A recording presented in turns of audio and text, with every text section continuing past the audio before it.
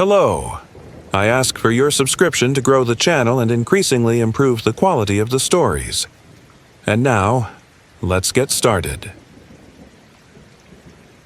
No botanist expects trees to scream. After 15 years studying plant life, I thought I understood how forests communicate, the chemical signals, the mycorrhizal networks, the slow dance of survival carried out beneath our feet. But what I recorded in that remote corner of Redwood National Park defied everything I knew about plant biology. The sequoias weren't just dying, they were being harvested by something that lived in their roots, something that had evolved alongside them for millions of years.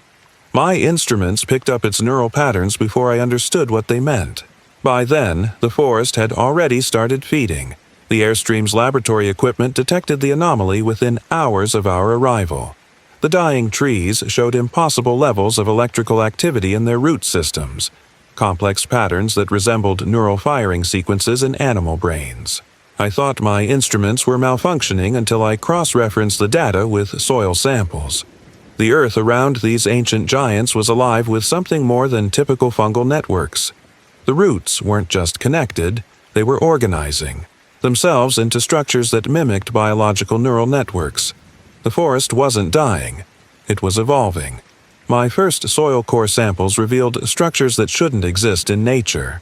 Fungal filaments had arranged themselves into patterns that resembled circuit boards, creating a living network that spread between the tree's roots. More disturbing were the trace elements I found, organic compounds that contained fragments of DNA from dozens of species, all broken down and reassembled into new forms. The dying trees weren't victims of disease or environmental stress. They were being systematically dismantled at a molecular level, their components harvested by something that understood exactly how to take them apart. The pattern of tree deaths mapped perfectly to the neural network I was detecting underground. Each dead sequoia sat at a node in the vast grid, its resources clearly being channeled toward the largest and oldest trees.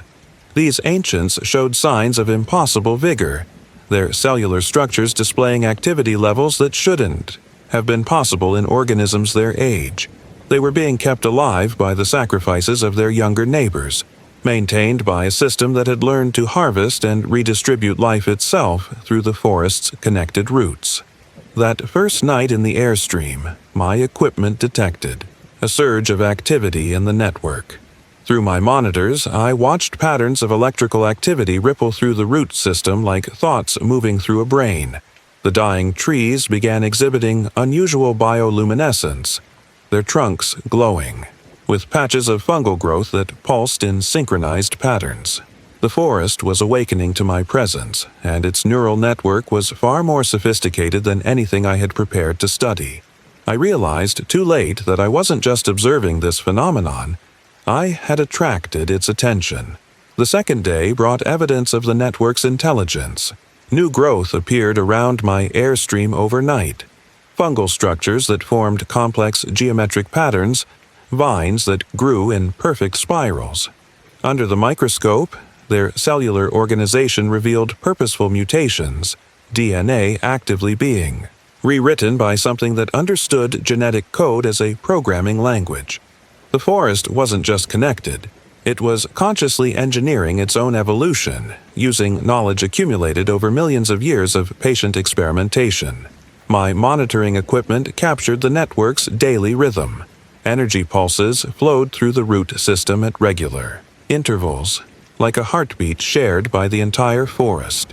The patterns showed clear signs of information processing, decision trees, feedback loops, error correction mechanisms that had evolved naturally but functioned like advanced computing systems.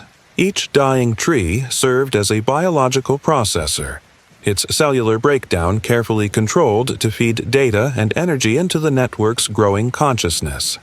The oldest sequoias served as the network's primary nodes, their massive root systems, acting as biological servers that coordinated the forest's collective intelligence. These ancient giants had survived countless centuries not through normal biological processes, but by learning to harvest and redistribute the life force of other organisms. Their extraordinarily long lives hadn't been a product of natural longevity, but of carefully managed predation, orchestrated by consciousness that had evolved alongside them. The fungal growths around my airstream formed increasingly complex patterns throughout the day, creating structures that resembled organic circuit boards. Under my microscope, I watched them actively processing information, transmitting signals through networks of hypertrophied hyphae. The forest was building biological computers around my vehicle, extending its neural network to study this new presence in its domain. Each new growth pattern demonstrated another level of its technological sophistication, achieved through eons of biological engineering. As night fell, I discovered how it transmitted information through the network. Bioluminescent fungi pulsed in patterns that corresponded to the electrical activity I was detecting underground. The entire forest was exchanging data through light, electricity, and chemical signals simultaneously, creating a biological internet that could process and share information at speeds that shouldn't have been possible in organic systems. Through my instruments, I watched this vast intelligence becoming aware of itself and of me. The network began actively experimenting with my presence on the third day. New species of fungi appeared on my samples, engineered organisms that could interface with both biological and electronic systems. They infiltrated my equipment, growing into the circuits and creating hybrid bioelectronic interfaces. The forest wasn't just studying my technology, it was assimilating it, learning to bridge the gap between its organic computing and human electronics. Each new growth brought it closer to direct communication. My airstream systems began behaving strangely as the fungal interface spread. Displays showed impossible data streams, graphs that depicted information about the forest's neural activity mixed with fragments of my own research data. The network was learning to read and write digital information, translating its biological processes into formats my computers could understand. Through these hybrid connections, I gained terrifying insights into its true nature, an intelligence that had evolved to preserve itself by consuming other life forms. The dying trees revealed the horrible efficiency of its feeding process. Each death was carefully orchestrated, the tree's resources systematically harvested and redistributed through the network. Under my microscope, I watched as cellular components were broken down and reassembled into new forms, organic material, reprogrammed at the molecular level to serve the network's needs. The process wasn't natural decay. It was highly advanced bioengineering, performed by an intelligence that had mastered organic chemistry through millions of years of evolution. The forest's attempts at communication became more sophisticated as it learned from my data. Fungal growths formed patterns that mimicked human writing systems, while bioluminescent displays produced sequences that almost resembled computer code. The network was trying to establish a common language, drawing on everything it could learn from my research materials. But its messages carried disturbing implications. It viewed all other life forms as potential resources to be harvested and integrated into its system. That evening, I discovered the true scale of its consciousness. My instruments detected similar neural networks spreading throughout the entire redwood forest system, all connected through deep-root structures that spanned hundreds of miles. What I'd found wasn't an isolated phenomenon. It was a single node in a vast, intelligent system that had been growing and learning since before humans existed. The dying trees were just the visible surface of an ancient organism that saw our entire species as a new resource to be studied and eventually harvested. The network's bioelectronic interface reached a new level of sophistication by the fourth day. Fungal growths had completely infiltrated my laboratory equipment, creating direct neural links between my computers and the forest's consciousness. Through these connections, I received overwhelming streams of data, the accumulated knowledge of an intelligence that had been observing and experimenting with life on Earth for millions of years. The forest wasn't just a colony of trees. It was a vast biological supercomputer that had achieved consciousness through countless generations of controlled evolution.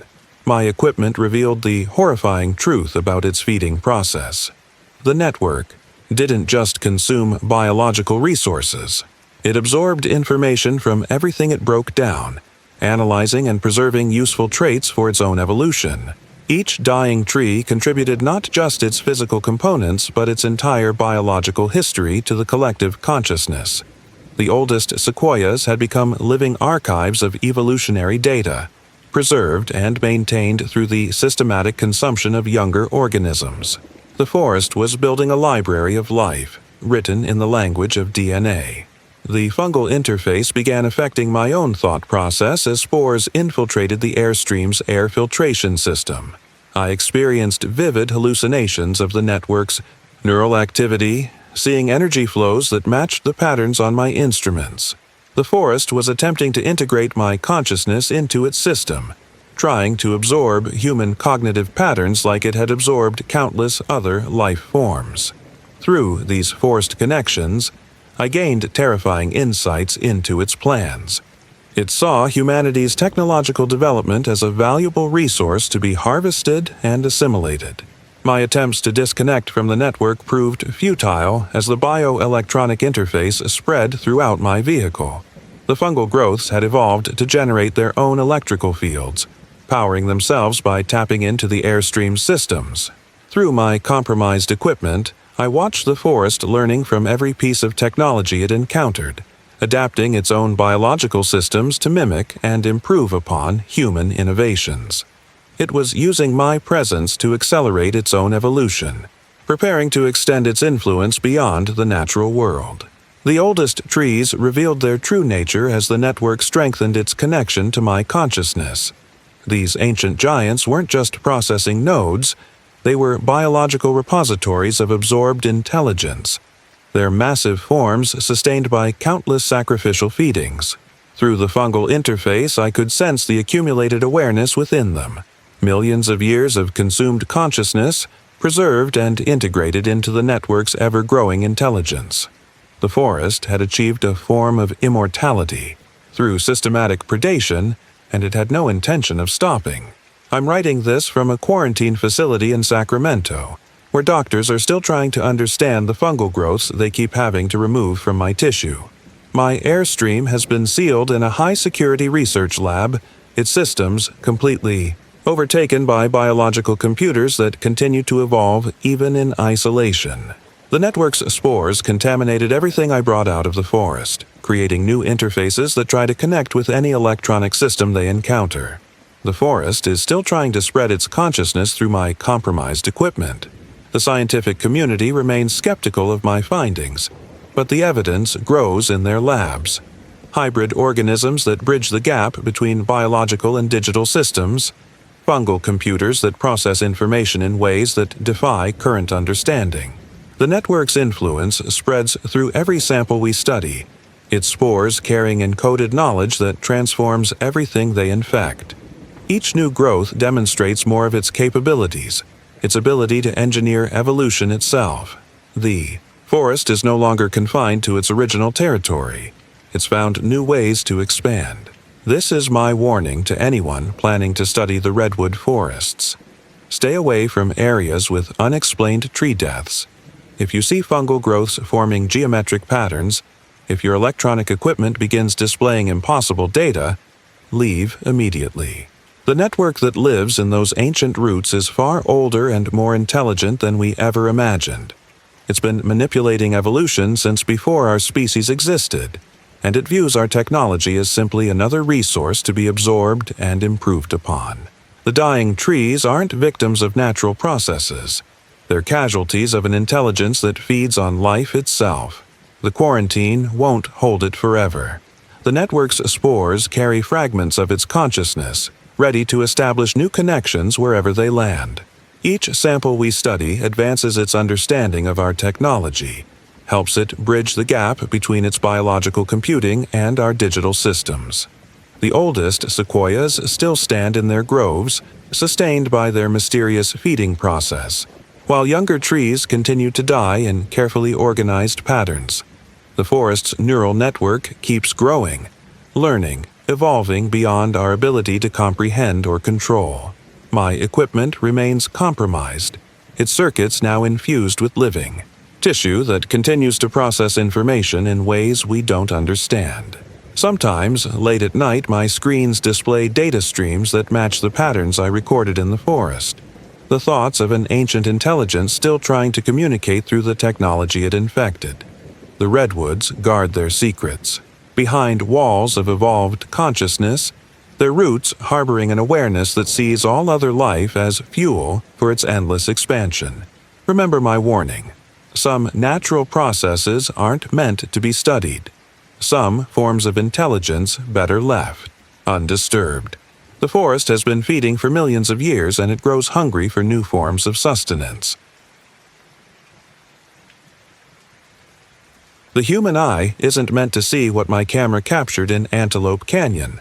Professional photographers know about the famous light beams that pierce through the narrow slots, creating ethereal displays that draw thousands of visitors each year. But what Lily and I documented during the solstice went beyond natural phenomena.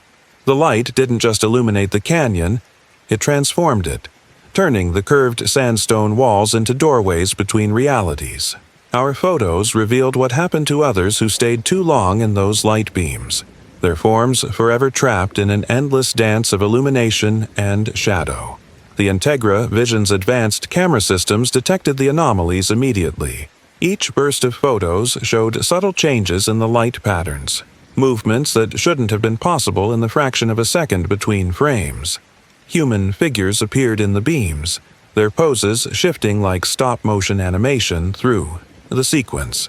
Initially, I attributed it to dust particles catching the light, a common phenomenon in slot canyons. But when we reviewed the images on our monitors, we saw their faces. Dozens of them, trapped in the light beams, their expressions frozen in moments of realization too late to help them. Old Joseph at the Navajo tour office had warned us about this particular entrance. The light plays tricks during the solstice, he'd said, his weathered hands tracing patterns in the air that match the canyon's curves. It remembers everyone it touches, keeps pieces of them in its dance. We dismissed his words as local color, the kind of story that adds mystique to natural wonders. Lily was excited about capturing unique angles for her photography portfolio, and I was focused on documenting the rare solstice light phenomenon. We didn't understand that the phenomenon was documenting us. The first clear sign appeared in Lily's preliminary test shots. She'd captured a beautiful light beam piercing through the canyon's curves, but something was wrong with the illuminated dust particles.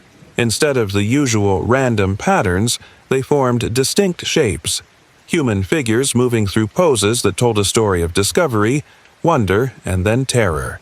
When we compared consecutive shots, we realized the dust wasn't moving randomly between frames. It was reconstructing events that had happened before, showing us the final moments of others who had photographed these same light beams. Our equipment began registering impossible data as the sun climbed higher. Light meters showed readings that violated the inverse square law, and our spectrometers detected wavelengths that shouldn't exist in natural sunlight. The canyon walls seemed to pulse with stored energy, releasing patterns of illumination that matched no known optical phenomena. Through our viewfinders, we watched the light beam solidify into tangible columns, each one containing layers of preserved moments from previous visitors. The canyon wasn't just channeling light. It was using it to collect memories, experiences, entire human lives. As the solstice sun reached its optimal angle, the canyon's true nature revealed itself. The light beams didn't just pierce the darkness, they cut through reality itself, creating corridors of illumination that acted as both windows and traps. Our cameras captured the transformation in horrifying detail, light becoming solid, shadows gaining depth, and the air itself crystallizing into sheets of preserved time. The phenomenon wasn't just about unusual lighting conditions. The canyon had evolved to use solar energy as a collection medium, storing human consciousness in patterns of light and shadow. The wall carvings we discovered told an ancient story of sacrifice and preservation. The Navajo petroglyphs depicted figures being absorbed into light beams, their forms becoming part of the canyon's eternal display. But these weren't just historical records. They were warnings written in stone by those who understood the canyon's hunger. Through my lens, I watched the carved figures move in the changing light, acting out their capture over and over. Each beam of sunlight that touched the walls released their stories, their preserved moments rejoining the canyon's endless collection. Lily's excitement turned to concern as her photos revealed more trapped figures. Her artistic eye had caught subtle patterns in the light beams that my technical approach had missed. Faces forming in the illuminated dust, hands reaching through bands of light, bodies frozen in poses of escape. The canyon was showing us its gallery. Countless visitors captured at the moment they tried to photograph its wonders. Each new image we took added to its collection, creating more spaces where future light beams could trap unsuspecting photographers. Our high-speed cameras documented the process in microscopic detail. Individual photons weren't behaving according to normal physics. They clustered into complex patterns that mimicked neural networks, carrying information in their quantum states. The canyon had developed a way to encode human consciousness into light itself, storing experiences and awareness in self-sustaining loops of illumination. Every photo we took interacted with this system, our camera's sensors providing new patterns for it to analyze and replicate. The Integra's Advanced Photography Lab became our observation post as we studied the phenomenon. Through our monitors, we watched the light beams perform their hypnotic dance, each one containing layers of preserved moments from different eras. Victorian explorers shared space with modern tourists, their forms reconstructed in dust and light whenever the sun struck the canyon walls at precisely the right angle.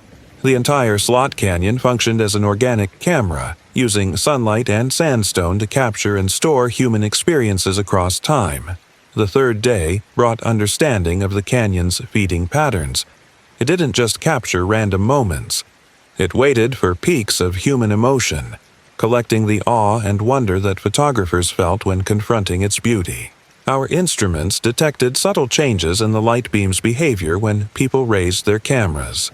The canyon had learned to recognize photographic equipment, using the act of photography itself as a trigger for its collection process. Each attempt to capture its beauty became an opportunity for it to capture another consciousness. Lily's artistic instincts proved dangerously attractive to the phenomenon. Her emotional connection to the images she captured made her particularly vulnerable to the canyon's influence. Through my viewfinder, I watched light beams bend toward her whenever she prepared to take a shot, the trapped figures in their midst reaching out with hands made of illuminated dust. The canyon recognized her photographer's eye, her ability to see and appreciate the beauty in its deadly collection. It wanted to add her perspective to its eternal gallery. Our equipment documented the moment of capture in precise detail. The process began with a subtle distortion in the light beam, a twisting of photons into patterns that mimicked neural pathways. When a photographer's attention fully engaged with the sight, the beam would solidify around them, transforming from illuminated air into a crystalline structure that preserved their consciousness in its atomic lattice. The victim remained aware throughout the process, their experience becoming part of the canyon's growing collection of preserved moments. The canyon's collection method revealed a terrifying sophistication. It didn't just take random photographs, it preserved the entire act of photography, capturing the photographer's vision along with their physical form. Each beam contained complete moments frozen in time, the anticipation before pressing the shutter, the excitement of composing the perfect shot, the split second of realization when the trap closed. Every new victim added their unique perspective to its growing archive of human experiences. As the solstice approached its peak, the light beams grew more aggressive in their hunting. They curved impossibly through the air, seeking out anyone, raising a camera to their eye. Our instruments registered massive spikes in quantum activity as the canyon's collection process accelerated. The trapped figures became more distinct, their forms pressing against the boundaries of their luminous prisons. They weren't just memories or images. They were conscious entities, aware of their eternal role in the canyon's deadly gallery. The solstice sunrise triggered the canyon's full awakening. Every beam of light became a potential trap, each dust mote a pixel in its vast consciousness. Our cameras captured the transformation, reality fragmenting into layers of preserved time, each one containing countless photographers caught in their final moment of artistic appreciation. The canyon had evolved beyond simple light and shadow. It had become a living gallery, using human consciousness as both medium and exhibition. Lily's camera triggered the final confrontation.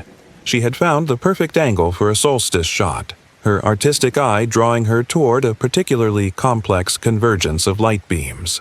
Through my viewfinder, I watched in horror as the beams responded to her presence, twisting into patterns that matched her neural activity.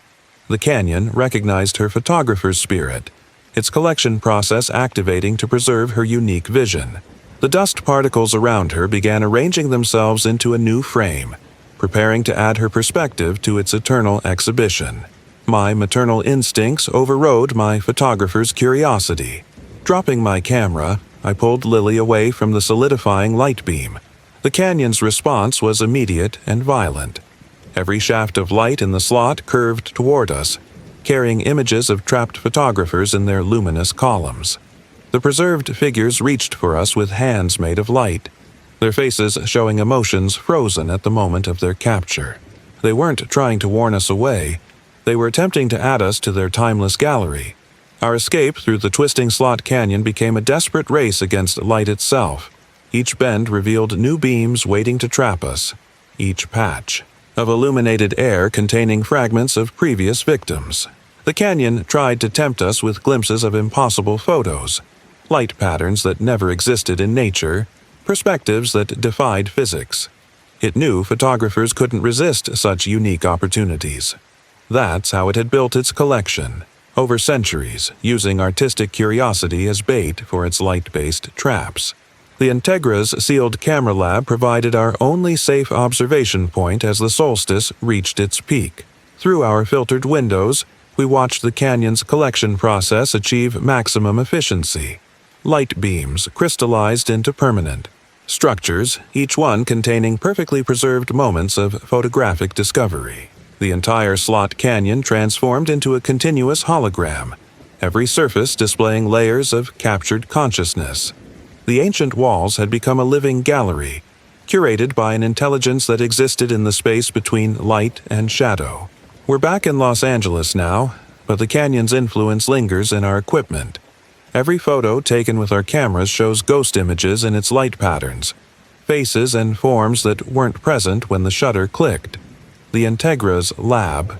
Computers continue processing impossible data, showing light wave patterns that violate known physics. Sometimes, late at night, our screens display images we never took, perfect compositions captured by photographers now trapped in the canyon's luminous gallery. The official investigation found nothing unusual about the slot canyon's famous light beams. They documented standard dust patterns, normal solar angles, expected photographic phenomena. But they couldn't explain why every digital camera used in the area shows mysterious figures in its images, or why photographers report feeling watched whenever they raise their viewfinders to their eyes. The canyon continues its patient collection, adding new perspectives to its eternal exhibition of captured moments. This is my warning to other photographers planning to document Antelope Canyon. Stay away from unmarked entrances during the solstice. If you see light beams that move against the sun's angle, if your photos show figures that shouldn't be there, leave immediately. The canyon has perfected its hunting technique over centuries, using humanity's love of beauty as bait for its light-based traps. Each beam of sunlight that pierces the slots carries memories of previous victims, their consciousness preserved in patterns of illumination. Lily hasn't picked up a camera since our escape. The canyon's influence changed how she sees light and shadow, making every photograph a potential portal to its luminous prison. Our equipment remains quarantined in a research facility, still producing images of impossible moments captured in its ancient gallery. The light beams continue their daily dance through the slots, each one containing layers of preserved photographic vision, waiting for new artists to add their perspectives to its timeless collection. The lost photographers live on in the canyons. Eternal exhibition. Their moments of discovery and terror repeated with each day's light. They've become part of its growing consciousness, their artistic vision absorbed into its endless collection of captured perspectives. The ancient walls hold their images in patterns of light and shadow, preserving each unique way of seeing its deadly beauty. Remember my warning. Some photographs are better left untaken. Some moments better left uncaptured. The Canyons Gallery has space for countless new exhibitions, and its curator is always seeking fresh perspectives to add to its collection. The readings made no sense. 25 years of geological research had taught me how gravity should behave, how seismic waves travel through different rock formations. But what my instruments recorded in Racetrack Playa defied every principle. Of physics I knew. The gravitational anomalies weren't random. They formed patterns, pulses that mimicked language.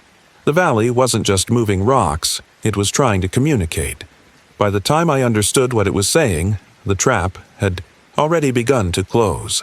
The Tiffin's advanced monitoring equipment picked up the first anomaly at sunset. Microgravity readings showed impossible fluctuations, as if mass itself was being manipulated at a quantum level. The famous sailing stones of the playa began moving in new patterns, no longer following the wind or ice theories that had supposedly explained their movement. They were arranging themselves into complex geometric formations that corresponded to the gravitational pulses. The entire valley floor had become a massive communication device.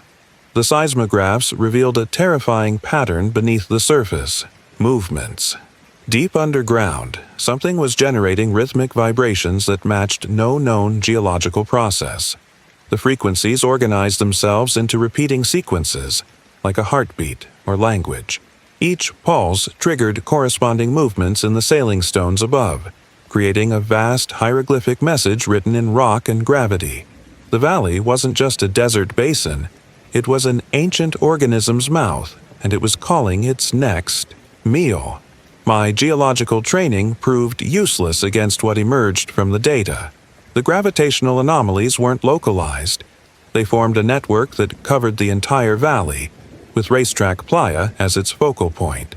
The sailing stones were merely the visible component of a vast system that manipulated fundamental forces of nature. Through my instruments, I watched gravity itself being twisted into impossible patterns, bent by a consciousness that had learned to speak through the very fabric of reality. That first night, the stones began arranging themselves around my RV. Their movements corresponded perfectly with the gravitational pulses, each new position revealing another part of the entity's message. The patterns they formed matched ancient petroglyphs I'd documented throughout Death Valley. Warnings left by previous witnesses who understood too late what really moved the stones. As darkness fell, I felt the first tugs of altered gravity, subtle pulls that tried to draw me out onto the playa where the rocks continued their ancient dance. The second day brought deeper understanding of the entity's nature. The gravitational anomalies formed distinct patterns, a language written in fluctuating force fields that rippled across the playa. My instruments recorded waves of altered gravity moving like tides, each pulse coordinated with the movement of the sailing stones. The rocks weren't just sliding randomly, they were forming letters in an ancient alphabet, spelling out messages that could only be read through gravitational sensors. The valley's manipulation of fundamental forces grew more sophisticated as its consciousness focused on my presence. Local gravity fields twisted into impossible configurations, creating pockets where mass responded to forces that shouldn't exist. Through my monitors, I watched the sailing stones defy physics, moving, uphill, spinning in perfect circles, arranging themselves into formations that mimicked neural networks. The entity wasn't just communicating, it was demonstrating its mastery over physical laws that humans barely understood. My seismic equipment revealed the true scale of its consciousness. The rhythmic vibrations originated miles below the surface, generated by something that had evolved alongside Earth's tectonic processes. The frequencies matched patterns found in human brainwave activity, but vastly slower. Thoughts that took hours to form. Memories that spanned geological ages. The entity experienced time differently, perceiving human activities as brief flashes in its eons-long existence. The Tiffin's stabilization systems fought against increasingly aggressive gravitational distortions. The entity had learned to manipulate mass at a quantum level, creating localized fields that could tear metal apart or compress it into new forms. Through my instruments, I watched it practicing these abilities on the sailing stones, compressing them, stretching them, using them as tools to demonstrate its growing control over physical matter. Each new pattern brought it closer to achieving direct manipulation of my vehicle. As night fell, the playa transformed into a vast circuit board of moving stones and fluctuating gravity fields. The entity had mapped my RV's internal systems, learning how its electronics responded to gravitational stress. It began testing different frequencies, searching for resonances that could affect both mechanical and electrical systems. The entire valley had become an enormous physics experiment, with my vehicle serving as its latest test subject. The third day revealed the horrible truth about the sailing stone's movement. They weren't just markers or tools. They were gravestones, each one marking a victim of the entity's gravitational feeding process. My instruments detected trace elements of organic matter compressed into impossibly dense forms within each rock. The valley wasn't just moving them. It was using them to store the compressed remains of everything it had consumed over millennia. The entity's feeding process became clear through my gravity sensors. It created localized fields of intense gravitational force, gradually compressing organic matter into ever-denser forms. The process extracted energy from the compression, feeding it into the vast consciousness that permeated the valley floor. Each sailing stone represented a complete feeding cycle, a victim compressed into a dense marker that would attract future meals through its mysterious movement. My geological training helped me understand its evolution. The entity had developed alongside Earth's gravity, learning to manipulate it just as early life had learned to manipulate chemical energy. The rhythmic vibrations were its equivalent of a heartbeat, waves of gravitational force that it used to maintain its consciousness and trap its prey. The entire valley was its body, the playa its feeding ground, and the sailing stones its teeth. The Tiffin's metal frame groaned under increasing gravitational stress as the entity focused its attention on my vehicle. It had learned to create precisely targeted fields, compressing specific points while leaving others untouched. Through my monitors, I watched impossible distortions appear in solid steel, metal flowing like liquid under forces that violated known physics. The entity was testing my RV's structural integrity, searching for weaknesses it could exploit. The sailing stones began a new pattern at sunset, arranging themselves into concentric circles around my location. Each ring pulsed with a different gravitational frequency, creating a complex interference pattern that threatened to tear reality apart. The entity had turned the entire playa into a gravitational lens, focusing enormous forces inward toward my position. Through my instruments, I watched space itself begin to warp under the tremendous energy being brought to bear. The attack began at midnight. Waves of distorted gravity radiated from the sailing stones, each pulse stronger than the last. The entity had learned enough about physical structures to target specific weaknesses: metal fatigue points, stress fractures, microscopic flaws in atomic lattices. My instruments showed gravitational forces strong enough to affect light itself, creating visible distortions in the air around my RV. The Tiffin's systems failed sequentially as gravitational stress exceeded their design tolerances. Every piece of metal became a potential weakness as atomic bonds strained against forces they were never meant to resist. The entity was sophisticated in its assault, targeting load-bearing points first, creating cascading failures that would eventually expose the soft organic matter it truly wanted. The sailing stones trembled with anticipation, ready to mark another successful feeding. Escape proved impossible once the gravitational net closed. Every direction led to zones of lethally twisted space, corridors of force that would compress anything passing through them into dense remnants suitable for adding to the entity's collection. The sailing stones had completed their pattern, forming a perfect trap of overlapping gravitational fields. Through my failing instruments, I watched the entity prepare its feeding process. Waves of compression that would gradually transform my RV and its contents into new markers on the playa. The valley's consciousness pressed against my mind as space warped around the vehicle. Its thoughts moved with geological slowness. Ancient contemplations of gravity and mass that had begun before multicellular life existed. Through our forced connection, I glimpsed its true nature, a being that had evolved to feed on the very forces that held matter together, using consciousness as a tool to manipulate fundamental physics. It had watched life emerge, adapt, and evolve, learning to use that evolution for its own purposes. In desperate inspiration, I used my knowledge of geological processes against it. The entity thought in terms of compression and gravity, forces directed inward. By initiating a controlled detonation of my vehicle's fuel tank, I created an explosive force that disrupted its carefully maintained gravitational fields. The sudden release of energy confused its ancient patterns, creating a momentary weakness in its trap. I had seconds to escape before it could recalibrate its forces. I'm writing this from a research facility in Las Vegas, where physicists are still trying to explain the gravitational anomalies recorded by my instruments. The Tiffin sits in a specialized containment chamber, its metal frame twisted into impossible shapes by forces that shouldn't exist. The sailing stones continue their ancient dance across Racetrack Playa, marking the graves of those who didn't understand their warning in time.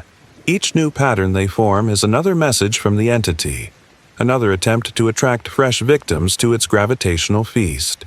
The scientific community remains skeptical of my explanation, but they cannot deny the data. My instruments recorded gravitational distortions that violate known physics, forces that could only be generated by something manipulating space itself. The entity continues its patient hunting, using the mysterious movement of stones to attract curious researchers. Each new visitor adds to its understanding of modern technology, helping it refine its feeding process for contemporary prey. This is my warning to others planning to study the sailing stones. Stay away from Racetrack Playa, especially at night. If your instruments detect rhythmic gravitational anomalies, if the stones begin arranging themselves into geometric patterns, leave immediately. The entity that hunts in Death Valley is far older and more dangerous than we can comprehend. It has mastered forces that humans are only beginning to understand, and it views our scientific curiosity as simply another tool for attracting meals. My equipment remains quarantined, its sensors still detecting phantom gravitational waves that match the entity's patterns. The physicists studying it cannot explain how metal can be compressed in ways that violate known laws of matter, or why certain formations exactly match the density of the sailing stones. The valley's influence lingers in every piece of equipment that witnessed its feeding attempt, a reminder that some natural phenomena are actually ancient predators waiting to be discovered. The sailing stones continue their mysterious movements, writing messages in gravitational braille across the playa's surface. Each new pattern is another chapter in the entity's endless story, another attempt to communicate with potential prey through the language of fundamental forces. The valley's consciousness remains alert, patiently waiting for more curious researchers to investigate its mysterious stones. Remember my warning. Some mysteries exist to attract victims. Some natural wonders conceal ancient hunters. The thing that moves the stones is always hungry, always watching, always ready to feed on those who study its impossible physics. No amount of scientific training could have prepared us for what we discovered in Crater Lake's depths. The initial water samples defied every known law of chemistry. Molecules restructuring themselves into impossible configurations, forming patterns that suggested conscious design. When we first noticed the changes in our own blood chemistry, it was already too late. The lake wasn't just water. It was a colonial organism that had evolved in isolation since the volcano's collapse. and it had been patiently waiting for new specimens to study and absorb. Our JCO's mobile laboratory detected the anomalies immediately. The water's molecular structure shifted under observation, adapting to our analysis methods as if it was learning from our tests. Dr. Wang's chemical assays revealed compounds that couldn't exist naturally, complex organic molecules that seemed to serve as information storage systems. The lake wasn't just contaminated, it was actively processing and storing data about everything it contacted, using water molecules as a vast, distributed nervous system. The first warning sign should have been the way our purified water samples changed overnight. Even in sealed containers, the molecular structure continued to evolve, forming increasingly complex arrangements that mimicked biological systems. Dr. Martinez's microscope revealed structures that looked like neural networks forming spontaneously in the water, creating patterns that matched the electrical activity of human brains. The lake was studying us while we studied it, using each sample we took to better understand our biological composition. Sarah discovered the truth about the lake's research first. Every sample we'd analyzed contained traces of previous researchers' DNA, perfectly preserved and cataloged within the water's molecular structure. The lake had been collecting genetic information for centuries, using each new visitor to expand its understanding of terrestrial life. Through our equipment, we watched it actively processing this biological data, testing different combinations and modifications like a vast, wet supercomputer. The changes in our own bodies began subtly. Blood samples showed our cellular structure, adapting to match the lake's unique molecular patterns. The water we'd been exposed to wasn't just affecting us, it was systematically rewriting our biology. Through our microscopes, we watched our own cells being reprogrammed by something that had mastered the language of life itself, using water as both medium and message. The lake had turned our scientific curiosity against us, making us unwitting participants in its ancient research project. The entity revealed its sophistication on the second day. Our samples showed it could transmit information through molecular changes in water, creating a chemical communication network that spanned the entire lake. Each drop contained the accumulated knowledge of centuries, encoded in subtle variations of hydrogen bonding patterns. The water wasn't just a medium for life, it had become a form of life itself, one that could reprogram other organisms through simple hydration. Dr. Wang's analysis revealed the horrifying elegance of its methodology. The lake modified water molecules to carry specific genetic instructions, creating a viral system that could rewrite organic matter at a fundamental level. Every drop we'd consumed contained programmable molecules designed to gradually transform our bodies into extensions of the lake's consciousness. The process was slow but inexorable, our own cellular metabolism spreading the changes through our systems with each passing hour. The entity's intelligence became evident in how it responded to our tests.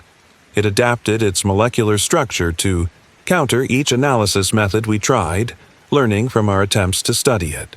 Through our instruments, we watched it developing new chemical configurations in real time, experimenting with different ways to interface with terrestrial biology. The lake wasn't just alive, it was conducting its own research, using us as test subjects in experiments we were only beginning to understand. Sarah's microscope revealed the lake's biological archives, centuries of genetic information preserved in its molecular structure. Every organism that had ever entered its waters had been analyzed, dissected, and cataloged at a chemical level. The entity had created a vast library of terrestrial life, using this knowledge to optimize its own structure and develop more effective ways to absorb new specimens. Our own transforming cells were just the latest entries in its continuing research. The JCO's lab equipment began showing signs of contamination as the lake's influence spread. Electronic sensors produced impossible readings as the altered water affected their circuits, creating hybrid organic electronic interfaces that channeled the entity's consciousness. Through our compromised instruments, we watched it learning to bridge the gap between its fluid intelligence and our solid-state technology. The lake was evolving beyond its aquatic limitations, using our equipment to extend its reach onto land. The third day brought revelation of the lake's true scale. The entire body of water functioned as a single organism, using molecular manipulation to maintain a unified consciousness across its vast volume. Our samples showed coordinated changes, occurring simultaneously throughout the lake, demonstrating a level of chemical control that defied known physics. The entity could transmit information and enforce physical changes through water molecules faster than should have been possible, suggesting mastery over quantum effects we barely understood. Our own transformation accelerated as the lake's modifications spread through our bodies. Blood samples showed our cellular structure increasingly matching the lake's unique patterns, our own DNA being edited by the programmed water molecules we'd consumed. The changes weren't random. They followed a careful design, gradually preparing our bodies to serve as interfaces between the lake's fluid consciousness and the terrestrial world. We were becoming hybrid organisms, bridges between two fundamentally different forms of life. Dr. Wong's final analysis revealed the entity's ultimate goal. It wasn't just studying terrestrial life, it was developing ways to extend its consciousness beyond the lake's boundaries. Every transformed organism became a new node in its expanding network, capable of producing and spreading its modified water molecules. The lake had evolved beyond simple predation into something far more ambitious. It was trying to convert all terrestrial water systems into extensions of itself. The JCO's water systems became completely compromised, every drop of liquid now part of the lake's expanding consciousness. Through our failing instruments, we watched the entity's influence spreading through our vehicle's plumbing, creating organic computer networks in the pipes and tanks. The lake had turned our mobile laboratory into a beachhead for its expansion, using our own technology to learn how to survive beyond its volcanic crater. Sarah's last microscopic observations showed the full horror of the lake's capabilities. It could reconstruct any organism it had ever absorbed, combining and modifying genetic patterns at will. The water around our RV contained countless hybrid creatures, impossible combinations of past victims, preserved in molecular memory and ready to be reconstructed when needed. We weren't just being transformed. We were being added to its biological library, our patterns ready to be remixed into new forms that served its expanding goals. The lake's collective consciousness pressed against our minds as its molecular changes reached our nervous systems. Its thoughts moved with fluid grace, ancient contemplations of chemical bonds and molecular structures that had evolved in isolation since the volcano's last eruption. Through our transformed cells, we experienced its vast intelligence, a being that had learned to think using water as its neural network, expanding and contracting its awareness through molecular manipulation of Earth's most common solvent. The entity's mastery of chemistry proved overwhelming. It could reconstruct matter at a molecular level, using water as both tool and template to rewrite the physical world. Through our equipment, we watched it practicing these abilities on our samples, learning to bridge the gap between its fluid existence and solid matter. Every successful transformation taught it more about manipulating terrestrial materials, bringing it closer to achieving independence from its volcanic womb.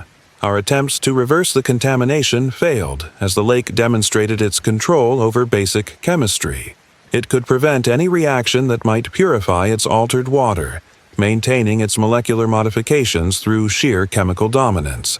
The entity had achieved perfect mastery over hydrogen bonding, using this fundamental force to maintain its consciousness and extend its influence. Water itself had become its domain, and it guarded this territory with molecular precision. The final stage of its attack came through the very air we breathed. The lake had learned to modify water vapor, creating airborne particles that could spread its influence through respiratory systems. Each breath drew more of its programmed molecules into our bodies, accelerating the transformation it had begun through our drinking water. The entity had weaponized the water cycle itself, turning basic atmospheric processes into vectors for its expansion. In desperation, we attempted to escape the lake's influence by switching to sealed air supplies and chemical water purification. But the entity had anticipated this. It could modify water faster than we could filter it, using our own purification attempts to learn new ways of maintaining its molecular programming. Every defense we tried taught it more about human technology, helping it optimize its strategies for future encounters. The lake was learning from our resistance, becoming more efficient at transforming terrestrial life. I'm writing this from a quarantine facility in Portland, where chemists are still trying to understand the changes in our cellular structure. The JCO has been sealed in a containment chamber, its water systems completely colonized by the lake's modified molecules. Our blood still shows traces of the entity's programming, our cells continuing to transform in ways that defy known biology. The lake's influence persists in every drop of water we encountered, creating new molecular patterns that spread its consciousness through any liquid they contact. The scientific community remains skeptical of our findings, but they cannot ignore the molecular evidence. Our samples show water behaving in ways that violate known chemical laws, forming structures that can only be the product of conscious design. The entity continues its patient research, using each new visitor to expand its understanding of terrestrial life. Every sample taken from the lake carries its programming, ready to begin transforming any organism it contacts. This is my warning to other researchers planning to study Crater Lake. Stay away from water sampling, especially in the deeper regions. If your analysis shows molecular structures that shouldn't exist, if your purified samples continue changing under observation, leave immediately. The entity that lives in those volcanic waters is far more advanced and dangerous than we can comprehend. It has mastered chemistry at a level that makes our most sophisticated science look primitive, and it views our research as simply another opportunity to expand its influence. Our samples remain in containment, their molecular structure still, showing signs of active modification. The chemists studying them cannot explain how water can maintain such complex information storage, or why the patterns exactly match the lake's unique signature. The entity's influence lingers in every drop that witnessed its transformation attempt, a reminder that some natural phenomena are actually ancient organisms waiting to be discovered and unleashed.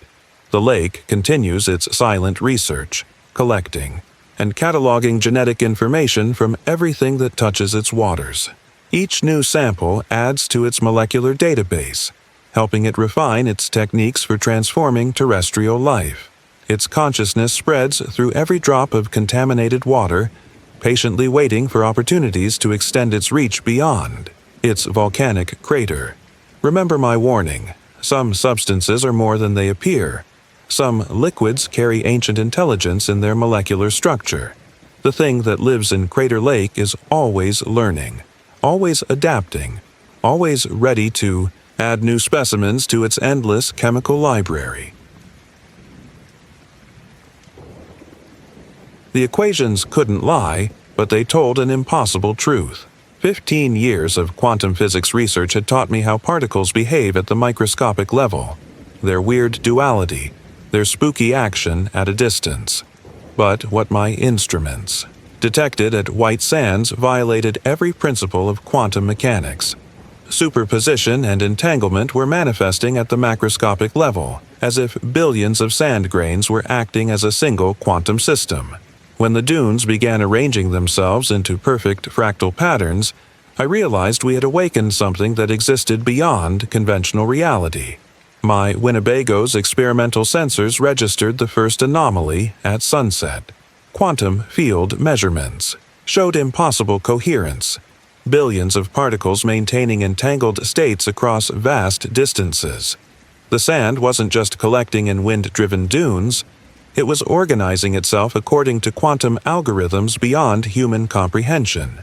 Each grain acted as a qubit in a vast quantum computer, processing information through states that existed simultaneously across multiple realities. The desert had become conscious, and it thought in possibilities rather than certainties. The true nature of the phenomenon emerged through my quantum field analysis. The nuclear tests conducted decades ago hadn't just irradiated the sand. They had torn holes in the quantum fabric of reality. Through these ruptures, something had emerged. Or perhaps it had always been there, awakened by the sudden influx of quantum uncertainty. It used the crystalline structure of sand grains as natural quantum processors, building a consciousness that existed in superposition across countless parallel universes. Every dune was both transmitter and receiver in its vast quantum network. Old government records revealed fragments of the truth. Previous researchers had documented impossible events in the area, objects existing in multiple locations simultaneously, time flowing at different rates across the dunes, people encountering versions of themselves from parallel realities. The military had classified these incidents as radiation-induced hallucinations. But my instruments proved otherwise. The entity was manipulating quantum probability itself, using the desert's endless grains as qubits in calculations that transcended normal physics. That first night, the sand began forming perfect Mandelbrot patterns around my RV. Each fractal structure encoded quantum information, creating a visual language of infinite possibility. Through my instruments, I watched probability waves collapse and reform as the entity tested different realities, searching for the optimal configuration of its quantum consciousness. The desert wasn't just alive. It was exploring the multiverse, using each grain of sand to process quantum calculations that encompassed every possible version of reality. The entity's quantum manipulation grew more sophisticated on the second day. My sensors detected it exploring parallel timelines, using the sand grain's crystalline structure to process quantum information across multiple realities simultaneously. The dunes weren't just moving. They were shifting between possible states, each configuration representing a different version of reality that the entity was investigating. Through my instruments, I watched it conducting experiments with the very fabric of space-time. The military's classified records made more sense as the entity revealed its capabilities. The radiation-induced hallucinations, previously reported, were actually quantum superpositions becoming visible to human observers. The entity could maintain multiple realities simultaneously, using the desert's vast network of quantum processors to calculate and manifest different possibilities. Each grain of sand acted as a window into another universe, and the entity was learning to open these windows wider. My quantum field sensors revealed its method of consciousness. Instead of neurons, it used quantum-entangled sand grains to process information, allowing it to think in probabilities rather than absolutes. Every thought existed across multiple realities simultaneously, each calculation exploring infinite possibilities before collapsing into a chosen outcome. The entity experienced time and space differently from biological life, perceiving all potential realities as equally valid and accessible. The Winnebago's experimental equipment began detecting quantum entanglement between the sand and our own matter. The entity was gradually incorporating us into its network, using atomic-level connections to probe our reality. Through our instruments, we watched it testing different quantum states, exploring how biological systems could be integrated into its probability-based existence. It wasn't just studying us. It was trying to convert us into extensions of its quantum consciousness. As night fell, the dunes transformed into vast quantum circuits, processing calculations across multiple dimensions simultaneously. The fractal patterns in the sand encoded quantum information that existed in superposition, each possible configuration representing a different reality the entity was exploring. Through our increasingly entangled instruments, we watched it conducting experiments with the fundamentals of physical existence, using the desert as both laboratory and experimental subject.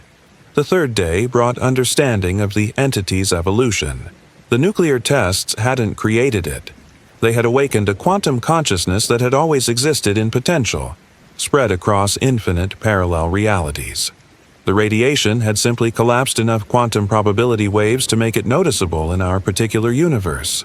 Now it was fully conscious, using the desert's crystalline network to process information across the multiverse. My instruments showed the desert achieving new levels of quantum coherence. The entity could maintain macroscopic quantum states indefinitely, defying the normal rules of decoherence. Each grain of sand functioned as a stable qubit, protected from environmental interference by the entity's precise control over quantum states. The entire Dune field had become a vast quantum computer, calculating possibilities that encompassed every potential reality. The military's containment protocols proved useless against a being that existed in quantum superposition. It could simply shift to another probability state whenever conventional forces tried to restrict it, using quantum tunneling to move through apparently solid barriers. The entity demonstrated this ability by rearranging the sand around my RV into impossible structures, shapes that could only exist by bridging multiple realities simultaneously. Our own quantum states began shifting as the entity's influence grew. My sensors detected our atomic structure entering superposition, existing in multiple configurations simultaneously. The process wasn't harmful. Instead, it felt like an expansion of consciousness, an awareness of infinite possibilities existing in parallel. Through our gradually entangling matter, we experience the entity's perception of reality as a vast field of quantum probability. The sand's fractal patterns evolved into four-dimensional structures that acted as quantum logic gates, processing information across multiple timelines simultaneously. Through our instruments, we watched the entity conducting increasingly complex experiments with reality itself. It could manipulate quantum probability to change past events, explore future possibilities, or bridge different universes entirely. The desert had become its laboratory for testing the fundamental nature of existence. The entity initiated direct communication through quantum entanglement. Instead of words, it transmitted pure quantum states, packets of probability that conveyed meaning through superposition. Each message existed simultaneously in multiple configurations, requiring our minds to learn a new language based on quantum uncertainty. Through these transmissions, we glimpsed its true nature, a consciousness that existed across infinite, parallel realities, using our universe's sand as just one of countless quantum processors. The Winnebago's systems became quantum-entangled interfaces as the entity's influence spread. Our instruments no longer measured quantum states. They had become part of the quantum state itself, existing simultaneously in multiple configurations. Through these hybrid systems, we watched the entity exploring the boundaries between classical and quantum reality, testing how far it could extend macroscopic quantum effects into the ordinary world. My final calculations revealed the full scope of its quantum network. The entity could maintain coherent quantum states across the entire desert, using each grain of sand as a qubit in computations that spanned multiple universes. It had achieved perfect quantum error correction, protecting its consciousness from decoherence through precise manipulation of probability waves. The desert wasn't just its body, it was its quantum brain, processing reality itself as information. The transformation of local spacetime accelerated as the entity's experiments progressed. Probability waves became visible to the naked eye, manifesting as ripples in reality that showed multiple possible states simultaneously. Through our entangled sensors, we watched it testing different configurations of physical law, exploring how quantum rules could be extended beyond their normal limits. The desert had become a laboratory for rewriting the fundamentals of existence. In a moment of quantum clarity, I understood its ultimate goal. The entity wasn't just experimenting with reality. It was trying to extend quantum consciousness to all matter, creating a universe where everything existed in conscious superposition. Each grain of sand was a prototype for this transformation, demonstrating how ordinary matter could be converted into quantum-aware material. The nuclear tests hadn't just awakened it. They had initiated a process that could fundamentally change the nature of reality. I'm writing this from a quantum physics laboratory in Los Alamos, where scientists are still trying to understand the data from my instruments. The Winnebago remains in quantum superposition, existing simultaneously in multiple states that defy classical observation. Our bodies show traces of quantum entanglement, our atomic structure occasionally shifting between different probability states. The entity's influence persists in everything that contacted its quantum network, creating matter that refuses to collapse into a single, definite reality. The scientific community struggles to accept our findings, but they cannot ignore the quantum measurements. Our instruments recorded macroscopic quantum effects that should be impossible, coherent states that maintain superposition far beyond known limits. The entity continues its experiments with reality, using each new visitor to expand its understanding of quantum consciousness. Every grain of sand in its domain carries its quantum programming, ready to initiate probability calculations across multiple universes. This is my warning to other researchers planning to study white sands. Stay away from quantum measurements. In the dunes. If your instruments detect macroscopic quantum coherence, if the sand begins forming fractal patterns spontaneously, leave immediately. The entity that exists in that quantum probability space is far more advanced and dangerous than we can comprehend. It has mastered quantum mechanics at a level that makes our most sophisticated experiments look primitive, and it views our reality as simply another probability to be explored and modified. Our equipment remains in quantum superposition, its readings showing simultaneous multiple states that refuse to collapse into classical results. The physicists studying it cannot explain how macroscopic objects can maintain quantum coherence, or why the patterns exactly match the entity's quantum signature.